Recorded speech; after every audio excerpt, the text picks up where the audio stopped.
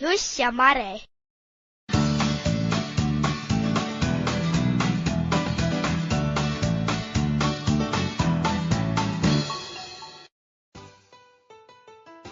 Tere, Juss ja Jass! Tere!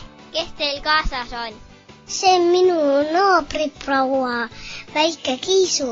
Oota, kui armas. Jah, temaga saab ju mängida.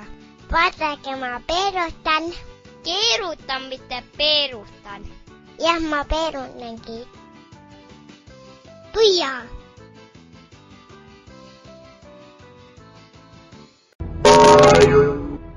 Vee! Oi! Ai, mu käsi! Kutsume kiirabi. Ei, sellist õnnetustega pole kiirabi vaja. Nendega saab ka ise hakkama. Kes seda rääkis? Minu emal on tuttav kiirabiarst Mare. Tere, lapsed! Mina olen Mare ja töötan kiirabiarstina. Mis teil siin juhtus? Valu on. Nii, muu peale on vaja kohe midagi külma. Ükskõik, mida külmkapis saab. Kas need sobivad? Väga hästi. Kes on järgmine? Mina põletasin oma käe vastu ahju ära. Kohe külma vee alla, kuni valu kaob. Ja nüüd põletuskeeli peale. Kas veel kellelgi juhtus midagi? Mul tõmbas Kiisu käe peale kriimu. Desinfitseerivat lahus peale ja siis plaaster.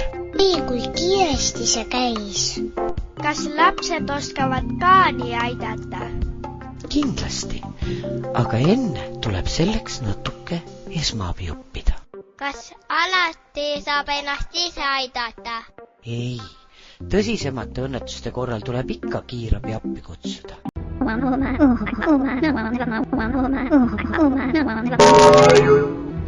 Ai, mu sõrmed! Käsi ruttu vee alla. Ja nüüd põletuskreemi peale. Küll teie olete ikka tublid lapsed, nagu väikesed arstid kohe. Kõike head ja kiiret paranemist. Eelas kortaks muinasjutt sai läbi. Esmaabi õppimiseks kliki kohvritele.